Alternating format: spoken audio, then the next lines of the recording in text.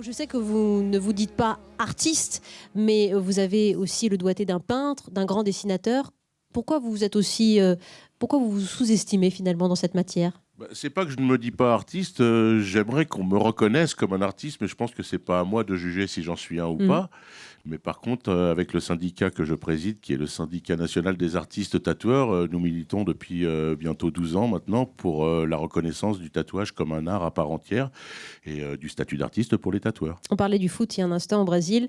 Les footballeurs, ça y est, ils portent aussi au nu. On connaît le tatouage quasiment intégral de Djibril Cissé ou de David Beckham. Ils portent au nu cet art du tatouage. Ce sont des nouveaux relais après les stars, les chanteurs.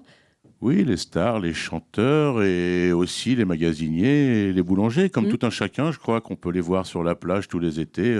Voilà, ça choque plus personne d'avoir des tatouages partout et ça concerne tout le monde, du flic au voyou, de l'avocat au footballeur, mais aussi toutes les couches les plus basses de la société. Ça concerne vraiment tout le monde. Qui est tatoué ici dans ce studio? Il y a une quarantaine de personnes. Levez la main. Qui est tatoué? Ah, une demoiselle. Vous avez quel âge, mademoiselle? J'ai 20 ans. 20 ans, vous êtes tatoué quoi alors? Une queue de sol et une queue de phare. D'accord. Il y a combien de temps? En janvier. Bon, ça, voilà, vous avez attendu vos 20 ans pour vous faire ce petit plaisir musical. Alors, toi, Salomé, bonjour, tu as quel âge?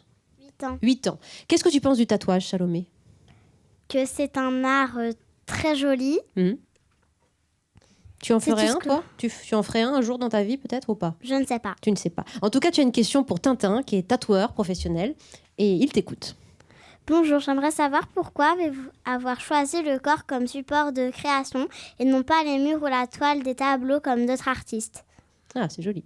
Ben, parce que je pense que c'est le tatouage qui m'a révélé peut-être en tant qu'artiste et qui m'a poussé à avoir cette passion qui m'a fait beaucoup dessiner.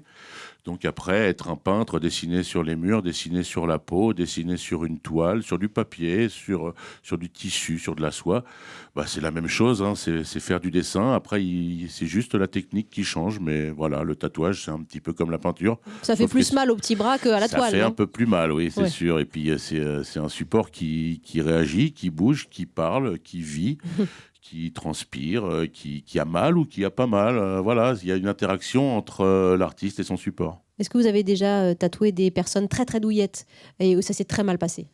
C'est très très rare, mais oui, ça arrive.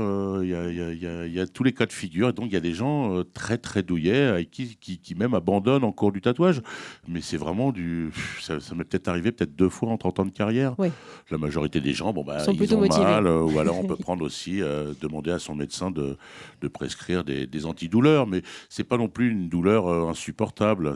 Voilà, ça fait partie de la magie du tatouage. Si c'était juste un petit décalcomanie comme chez Malabar, bah, ça serait peut-être pas aussi magique, les tatouages.